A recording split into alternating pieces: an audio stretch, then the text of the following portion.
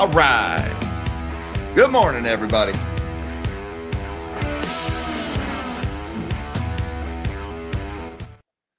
Good morning, all you magnificent melon heads of the world. Happy Thursday, everybody. Today is February 12th, 2026. And our top story this morning, I'm just so delighted to see this finally making news. And I'm sitting here like, where the hell have you guys been this whole time?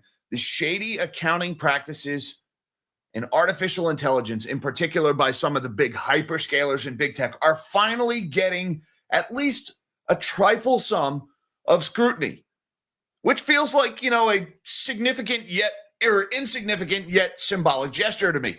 Ernst and Young, in particular yesterday, Meta's auditor, Ernst and Young, one of the big four accounting firms, they flagged the off-balance sheet accounting, in particular, that $27 billion deal that they cut with Blue Owl Capital, where Blue Owl and Meta create this joint venture. Blue Owl goes out and borrows billions of dollars to pay for this data center construction that Meta is going to run, and Meta is they're going to operate it and make all the decisions.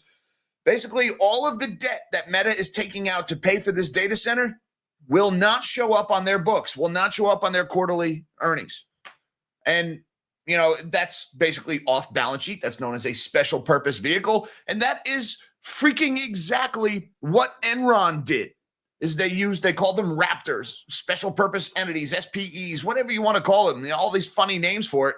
They hid their debt from public scrutiny. And I remember when this was announced months ago, and I'm sitting here screaming from the top of my lungs on this channel, like, look what they're doing. It's Enron, except Enron at least pretended to try to hide it. They're doing it out in the open, like, look how awesome my fraud is. And I've been sitting here the whole time like, I feel like I'm taking crazy pills.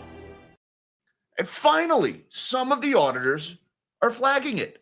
And I mean, it's like, hey, great. Welcome to the party, pal. I'm glad you guys are here. I'm glad auditors are finally out there doing auditor shit. But what took you so long? They flagged this as a critical audit matter. And a critical audit matter is like, basically they raise a red flag in their reports and they say, guys, this one thing that the company did, this is really, really bad here. This is, we're not so sure if it's the right thing or not. It required a lot of opinion, a lot of subjective analysis, and we're just putting a giant asterisk next to it to let you know that we're not really sure. And this is very unusual to see something like this in a big tech accounting matter. So, hey, look, great. That's finally going on. XAI is doing the same thing. We just talked about that earlier this week, that they're setting up special purpose vehicles to take out data center loans because the hyperscalers have burned through some of the most tremendous cash flow the world has ever seen. I mean, these companies are immensely profitable and they are wiping out their cash flow to pay for this silly science project. And now they're taking on tens of billions of dollars of debt on top of that. And again, that debt, where is it ultimately going to reside? It's going to reside in your pension, in your 401k. Now, even as this is all going on, we got an article in the Wall Street Journal this morning. Big tech's accounting creates a blind spot in the AI boom. Now, this isn't talking about the off-balance sheet accounting. This is talking about that other big giant accounting fraud. No, not the round tripping and the circle jerk economics. The other big accounting fraud that's associated with AI, and that is the hiding of depreciation expenses, and in particular, the lack of transparency, and how these companies are artificially extending the useful lives of their equipment.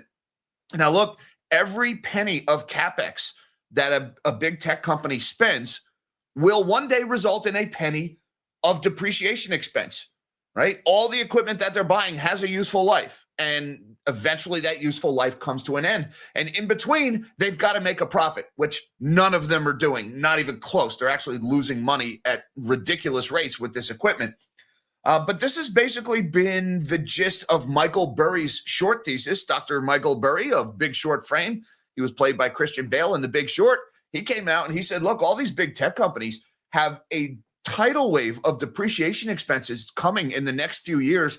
They're all lying or otherwise hiding how big of a problem this is going to be for them.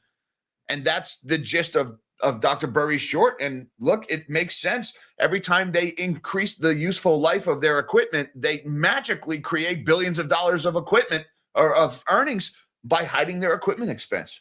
It's just one of many accounting frauds going on in AI. Oh, wait, we've got another one this morning. Yep, you get an accounting fraud. You get an accounting fraud. You do. SoftBank has come out and they said they swung to a profit last quarter. In particular, SoftBank says that they made $4.2 billion of profit off of their stake in OpenAI. Now, how did they make $4.2 billion in profit off of their stake in OpenAI? Because OpenAI does not make a profit. It is a cash incinerating inferno. It's where money goes to die. Well, here's what happened. The OpenAI raised money at a $500 billion valuation recently. And hey, as a matter of fact, SoftBank participated in that cap raise. They participated in that funding round. So SoftBank also participated in the prior funding round. So let me put this in plain terms, how SoftBank manufactured this profit out of thin air.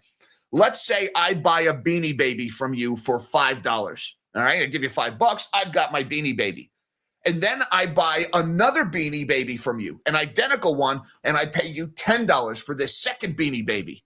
And then I say, I just made a $5 profit on my first Beanie Baby because it's now worth $10 because the most recent one sold for $10. That is what OpenAI and SoftBank just did. And that is where SoftBank's profit came from. So hey, here you go. You got another BS accounting measure going on today. The next best thing in the world. It's the greatest thing since sliced bread, artificial intelligence. It doesn't make any money. It will never make any money. But somehow, magically, profit just keeps materializing out of thin air. Trust me, bro. And here I've been for almost 3 years now screaming about this. I thought I was the only one. Finally, somebody in the mainstream press is asking these questions after endlessly cheerleading for this garbage for years. I feel like I'm taking crazy pills. And I just love the Mugatu meme. I mean, it summarizes everything perfectly. All right, so that's the AI thing going on this morning. We've also got the U.S. and Japan is close to a deal or close to working out the details of the prior deal, the trade deal that was or wasn't a deal, depending on which side of the aisle you're on. There was that $550 billion of investment in the U.S. That was one of the terms to get President Trump to lower his tariffs on Japan and also dramatically reduce the tariffs on autos.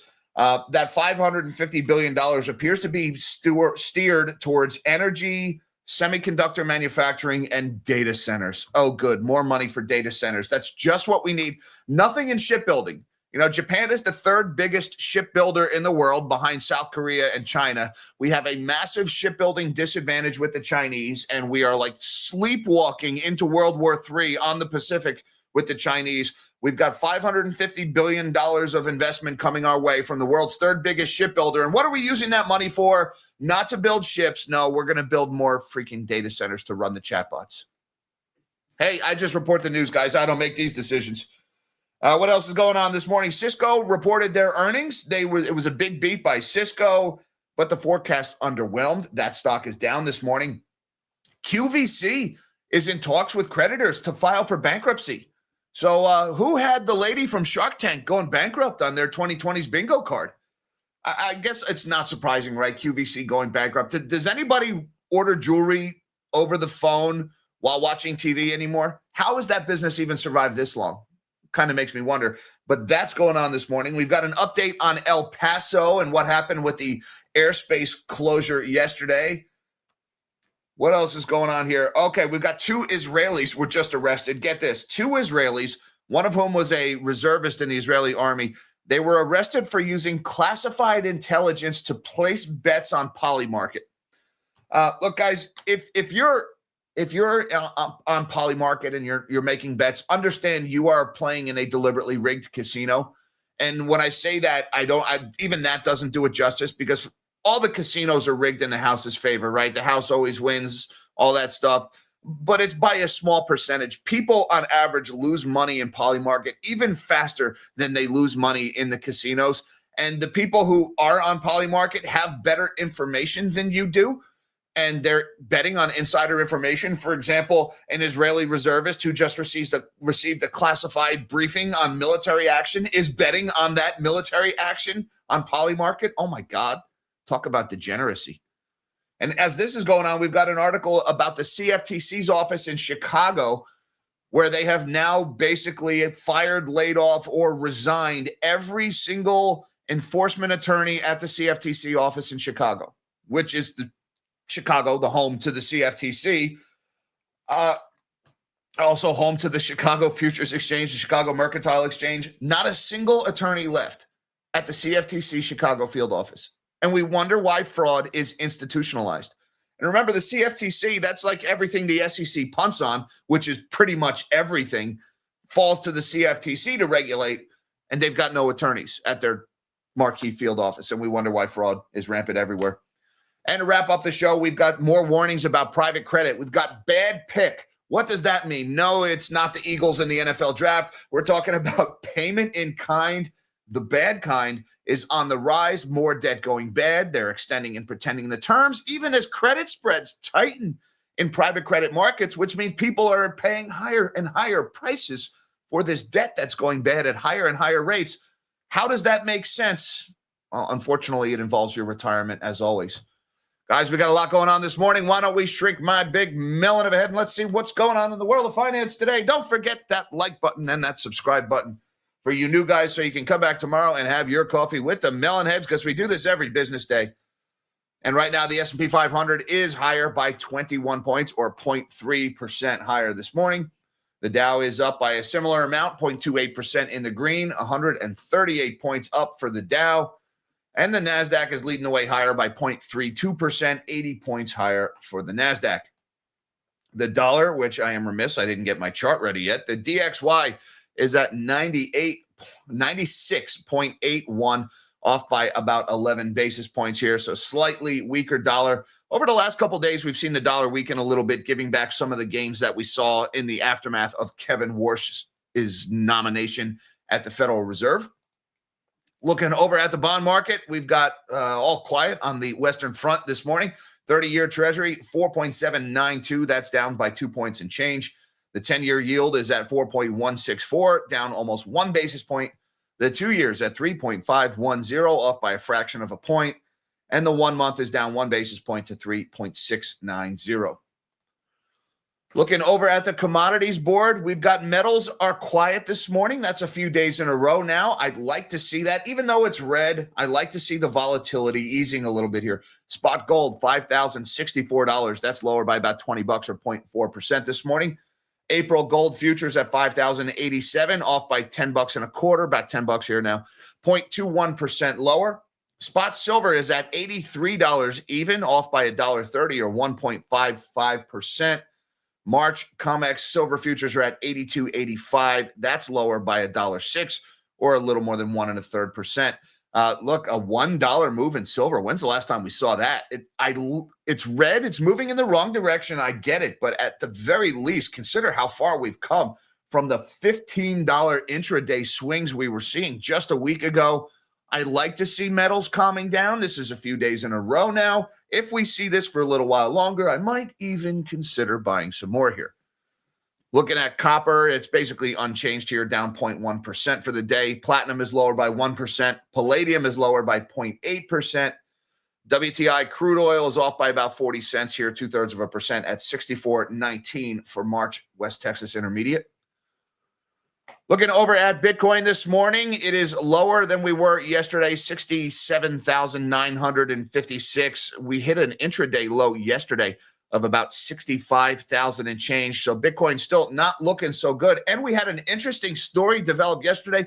Not a big story, but I believe the first of many to come. This one in CoinDesk. Institutional crypto platform BlockFills said to halt withdrawals and restrict trading. Now, BlockFills, this is not a big outfit. I've never even heard of them before yesterday. But the fact that withdrawals are halted, we're going to see stuff like this. We see this every crypto winter, and it usually precedes the collapse of a firm.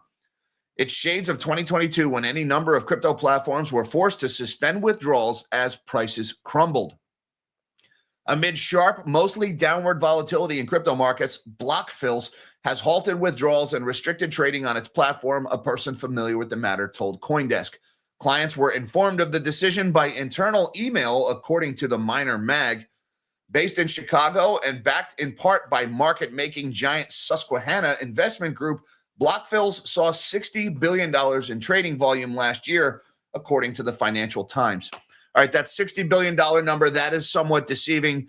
That is trading volume. That is the sum of all buys and sells that took place on the platform throughout the entire year. So 60 billion in volume, contrast that with, say, Binance that sees several trillion in volume every year. This is a very small platform.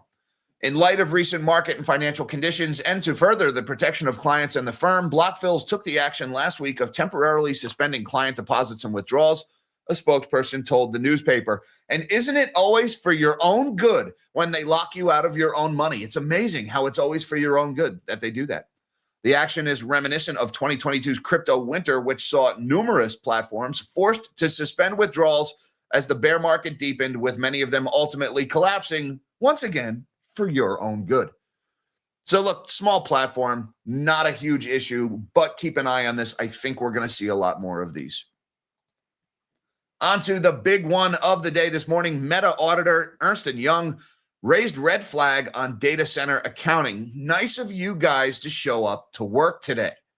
Finally, somebody talking about this stuff. Meta Platform's latest annual report contained an unusual cautionary note for investors.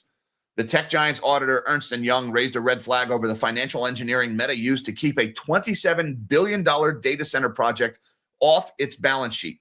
While EY ultimately blessed Meta's accounting treatment, the firm flagged it as a critical audit matter, or a CAM.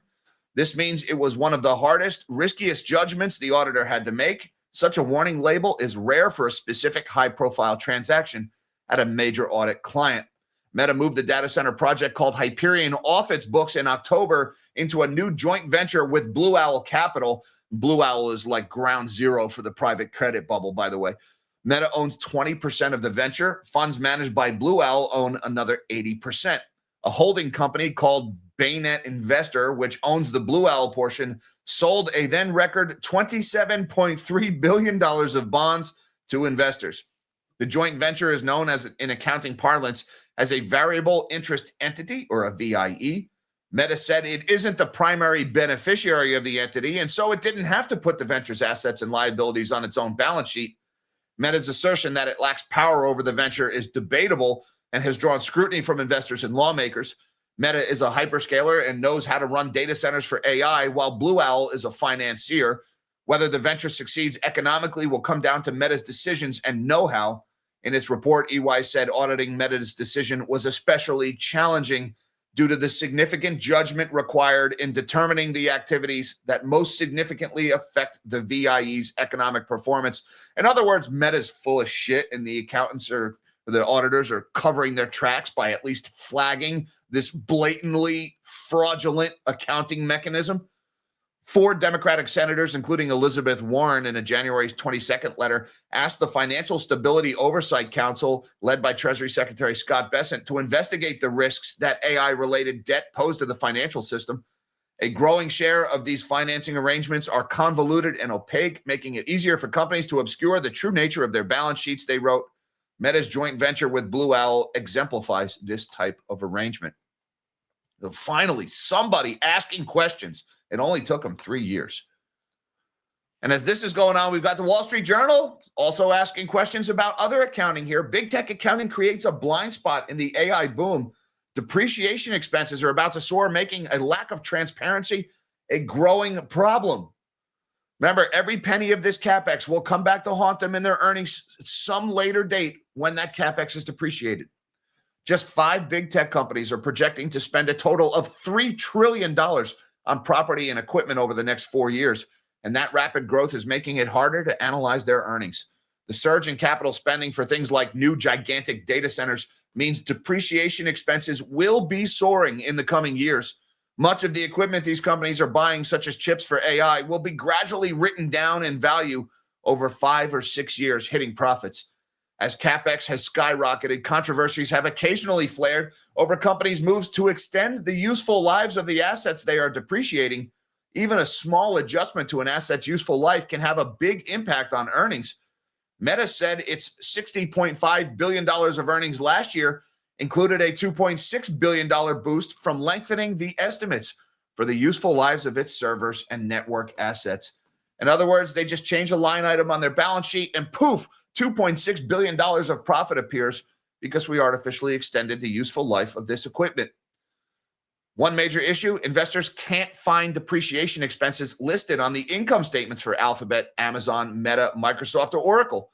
Nor is there any consistency among the companies in how they choose to report these costs. While this is a problem across many industries, not just tech, it's becoming more acute at the biggest AI hyperscalers.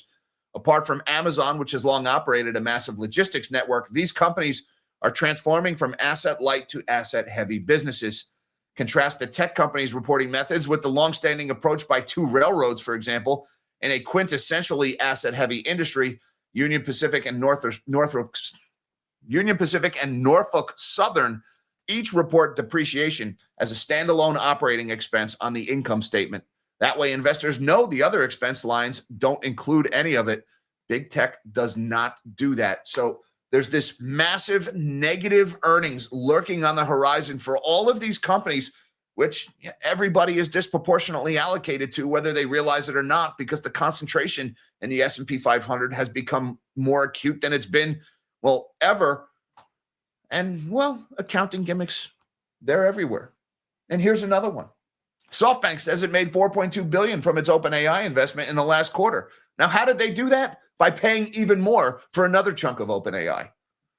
SoftBank, the Japanese tech investor that is aggressively pursuing what it calls artificial superintelligence, said on Thursday it recorded a $4.2 billion gain in the last quarter on its 11% stake in OpenAI. The OpenAI valuation surge is a bit circular. Yep, there we go again with that circular. Just grab the joystick to your right and avoid eye contact, everybody. As SoftBank itself participated in the October secondary share sale of $6.6 billion, where the ChatGPT maker received a $500 billion valuation.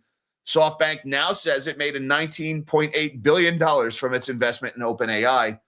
SoftBank says it closed the fiscal third quarter worth 30.9 trillion yen, or $197.6 billion, and says it's now worth 33.1 billion yen as of Wednesday's close.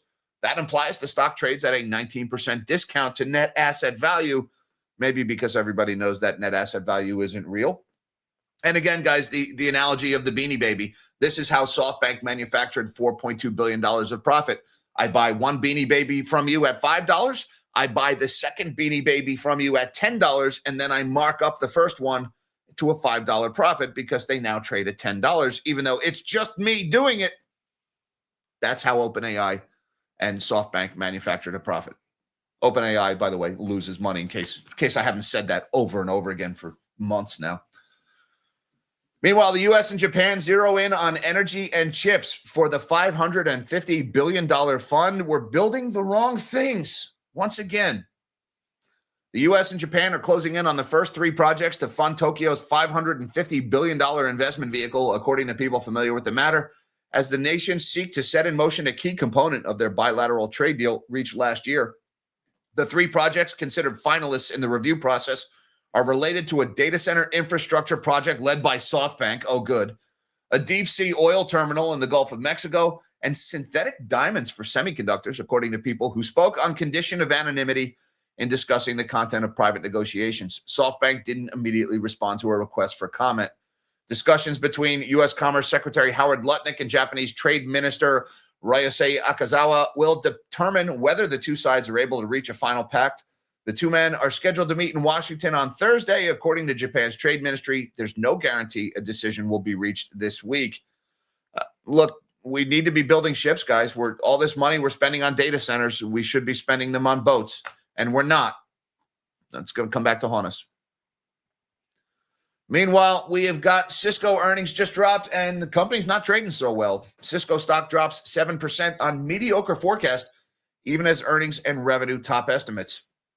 Cisco reported better than expected quarterly results on Wednesday, but the stock dropped about 7% in extended trading as earnings guidance for the current period only met estimates. Earnings per share were $1.04 versus $1.02 expected. That's a beat. Revenue $15.35 billion versus $15.12 billion. That's also a beat. They grew revenue about 10% from $14 billion a year earlier. Net income also increased to $3.18 billion from $2.43 billion a year earlier. The adjusted figure excludes stock-based compensation costs, which are substantial for tech companies. For the current period, Cisco expects $1.02 to $1.04 in adjusted earnings per share and $15.4 to $15.6 billion in revenue. That's only marginally better than what analysts were expecting, and it looks like it's that forecast that is driving Cisco stock this morning. Let's refresh this one and see what it's trading at. Currently down 7%, trading at $79.53, off by $6. By the way, while we're talking about this big tech bubble that we're in, an interesting thing you'll notice in the Cisco chart, if we zoom way back, all the way to the 1990s, you may notice that Cisco only this year finally reached the same value that it traded at the height of the dot-com bubble. For 26 years, this company has been stranded money. If you bought this stock in 2001, you just broke even. You just broke even this year.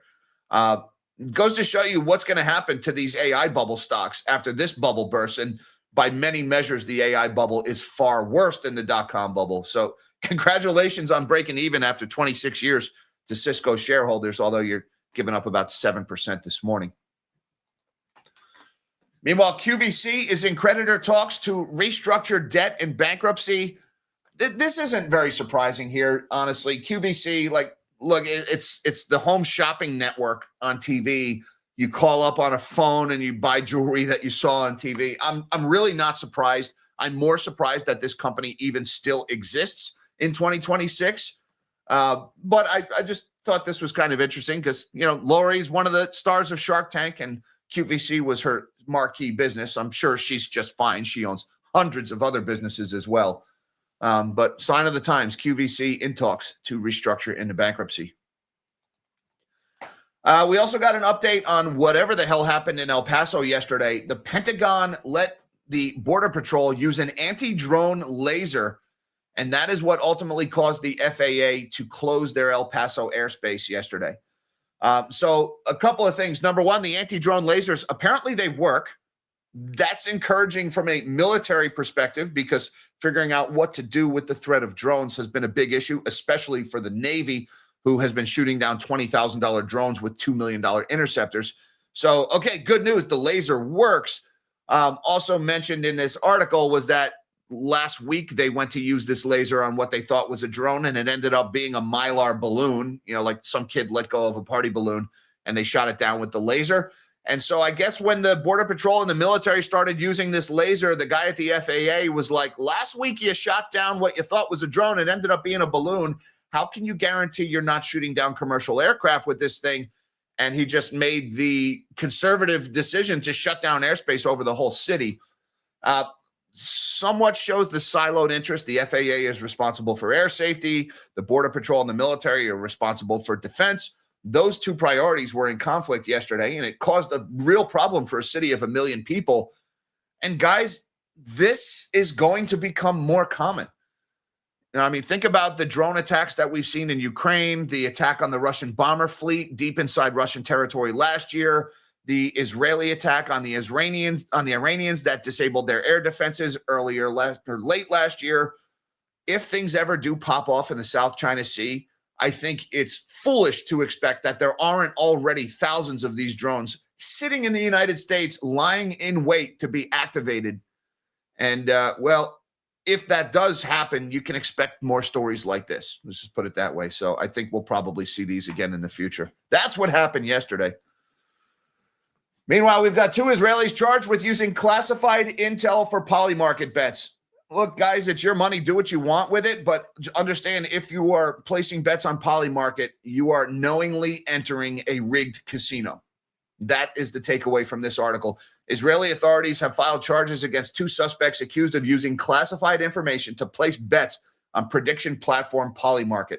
The suspects, a military reservist and a civilian, were accused of serious security offenses, bribery, and obstruction of justice, according to a joint statement from the Shin Bet Domestic Security Agency, Defense Ministry, and Israeli police on Thursday. The wagers were related to Israel's security operations, the agency said in a statement, without elaborating on the details of the predictions or the sum yielded from those trades. The suspects made predictions on the basis of classified reports, which reservists were exposed to in the context of their role in the military. Prediction markets like Polymarket have come under increased scrutiny for a growing number of contracts on the outcome of military conflicts. Bets over war in the Middle East are popular on the platform, with $238 million placed over the timing of a potential U.S. strike on Iran. Oh my God, we're awful. The degeneracy is just, it's out of control here. People are betting on the timing of wars now. Polymarket bets over the ouster of Venezuela's Nicolas Maduro have also sparked an uproar, with U.S. lawmakers questioning whether some participants who made successful trades were acting on confidential information. But don't worry, guys. We've got financial regulators. We've got white-collar cops on the beat protecting us from such fraud. Oh, that's right. They all quit. As prediction markets boom, the CFTC's flagship office has lost its last enforcement attorney. Oh, good. The Chicago Enforcement Division of the CFTC is known as a group of heavy hitters. Trial attorneys and investigators in the Chicago office have had a role in most major CFTC enforcement actions since the birth of the agency in 1975, including prosecuting self-serving traders on the Chicago Mercantile Exchange in the late 80s and pursuing civil charges against cryptocurrency frauds like Sam Bankman-Fried. In recent months, that office has become a ghost town. A team once comprised of 20 enforcement attorneys now has one. People familiar with the office tell Barron's. After this story was first published, Barron's learned that last remaining lawyer had resigned. That attorney had not responded to a request for comment. So Chingachgook, the last of the Mohicans at the CFTC in Chicago, he just quit. There are no enforcement attorneys in the office at all now.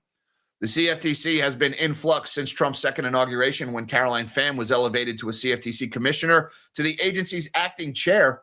Pham undertook a sweeping reorganization of the enforcement division and closed about half of its open cases, sometimes without consulting the team involved in a campaign against litigation she saw as regulation by enforcement. Attorneys from the Chicago office say her leadership represented a major shift in tactics. Guys, do you have any idea how easy it would be to start a crypto fraud right now, knowing all the cops just quit? I mean, I joke about melon coin all the time when people make clever comments. I say 100 million melon coin for you. Like, if I was a dirtbag, I could so easily siphon tens of millions of dollars from my audience by pumping a crypto scam. It would be incredibly easy to do. I mean, I'm not going to do that, but you guys realize how easy it would be for me to do this, right? And there's a lot I could do with 10 million bucks. And now, like, everybody at the CFTC office in Chicago, their primary office, they all just quit. So who's going to stop me? Freaking nobody. And we wonder why fraud is everywhere. Good God. And we've got two more. We've been warning about private credit for a while here, and I see these two things happening. I see the loans going bad, the extend and pretend, and at the same time, the prices of these loans are going up. How could this be possible? Well, let's start with the bad pick. Private credit companies are deferring loan payments at a higher rate.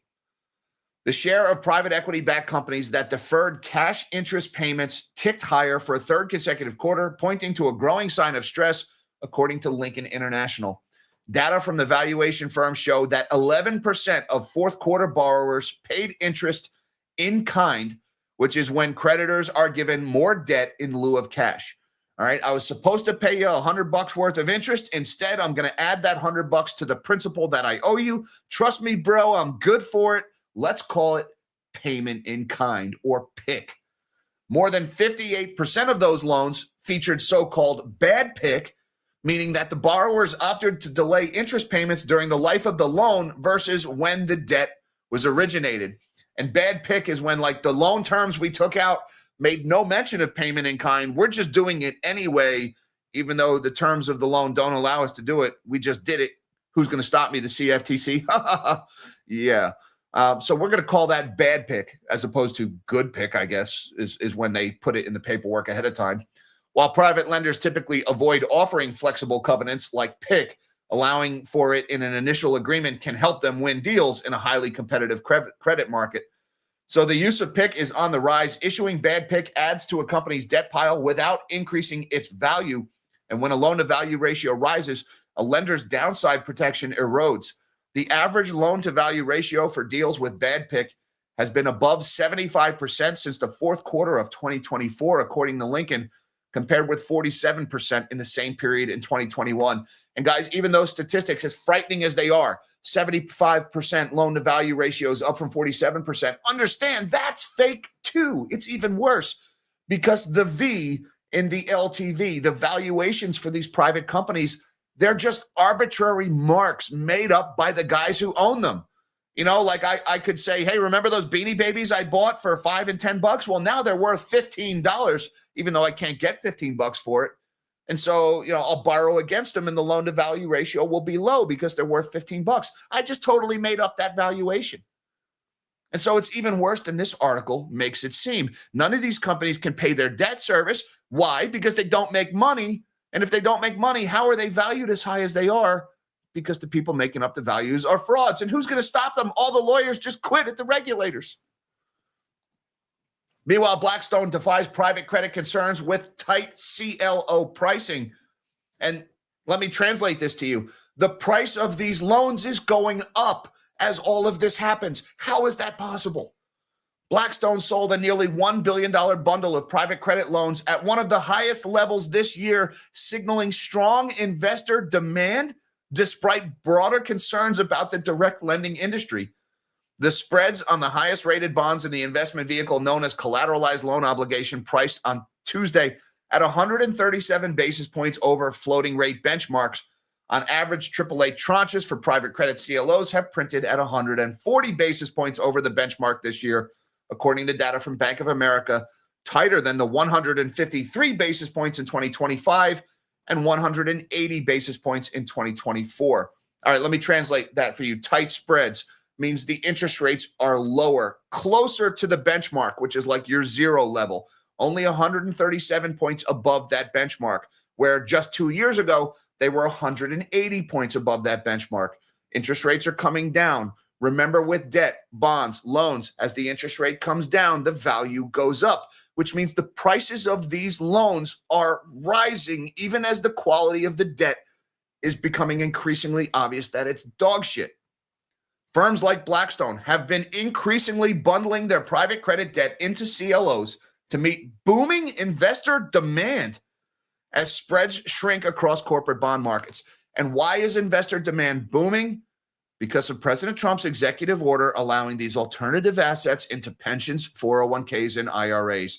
This is your money that is being used to bid up the value of this crap debt, even as it goes bad, even as they renege on their payments over and over again. And I've been warning about this. We saw last week this started to blow up. It started in the software space because everybody was worried about AI and the SaaS apocalypse and the software Mageddon, whatever the heck they were calling it on CNBC.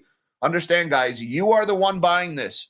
If you have any kind of a deferred tax incentivized retirement plan, chances are you are buying this crap.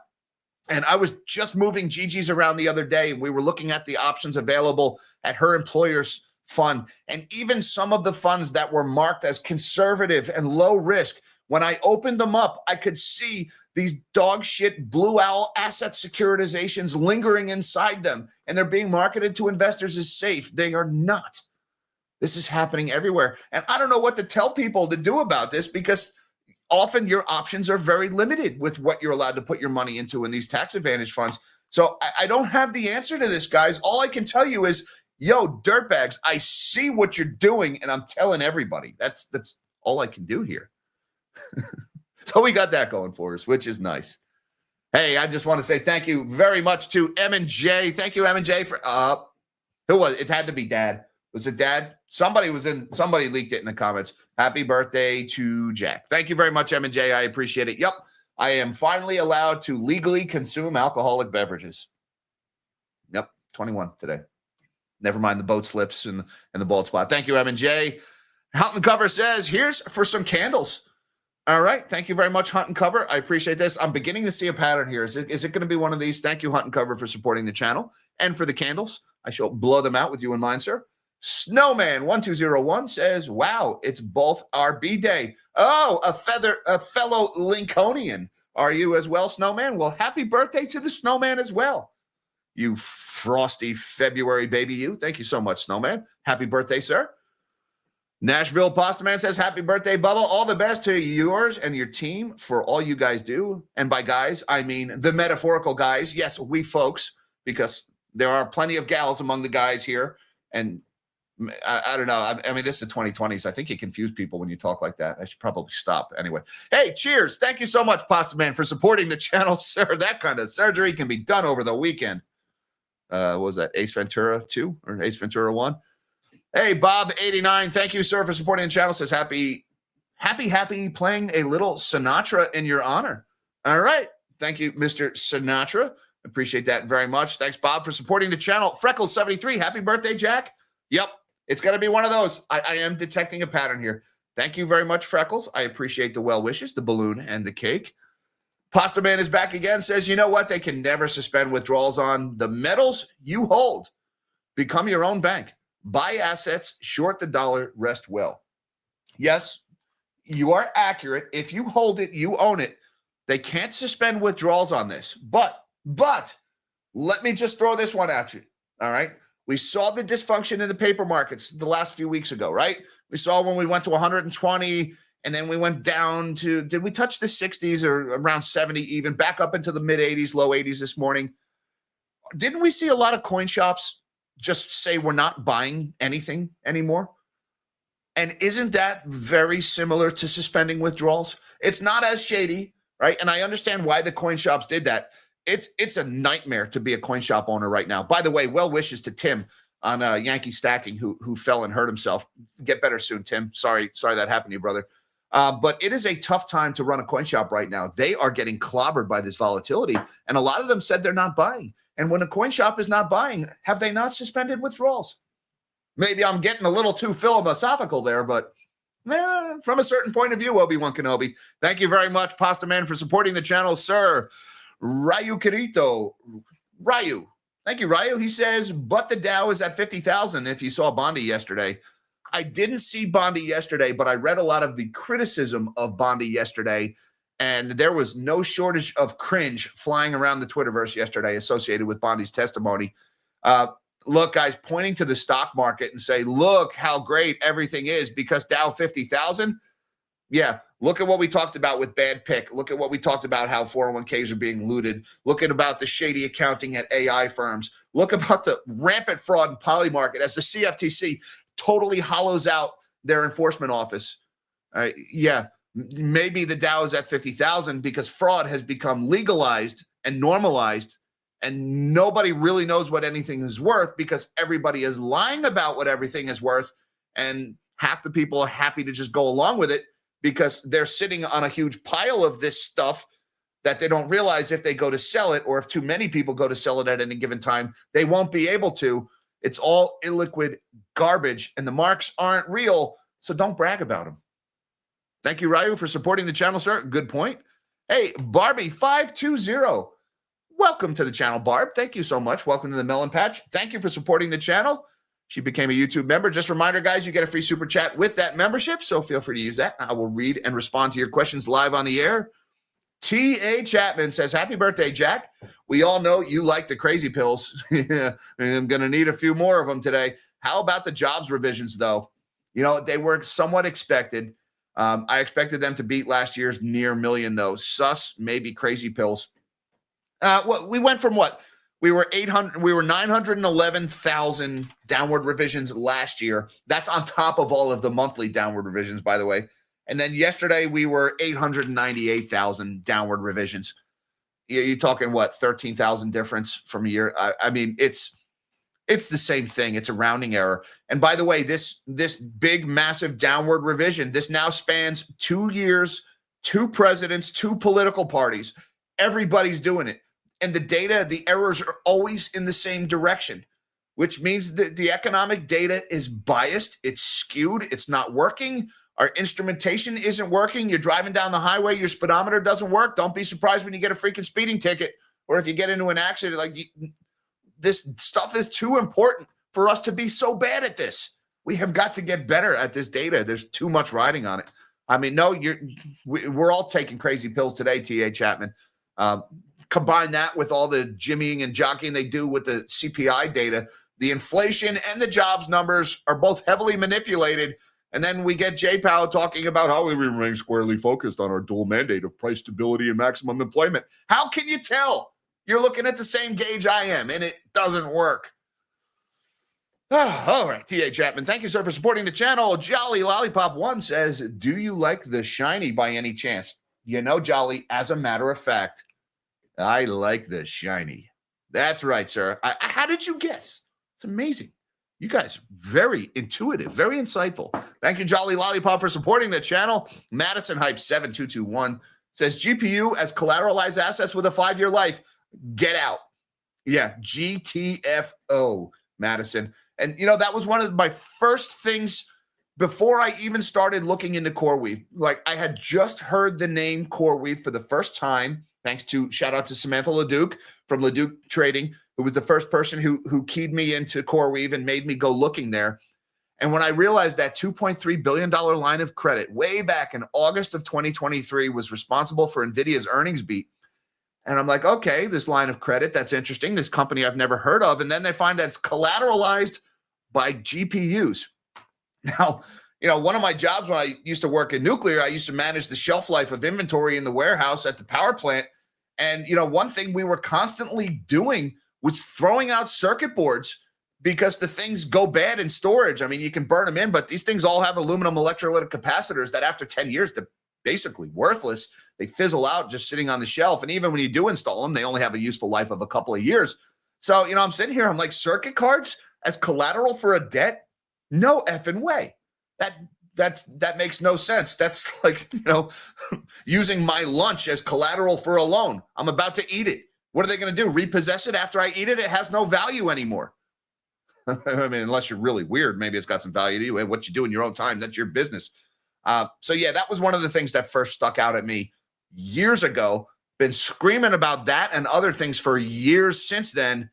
And you know, but hey, what do I know, right? I'm just a conspiracy theorist / Twitter rando / melonhead / whatever the heck. Thank you, Madison, for supporting the channel.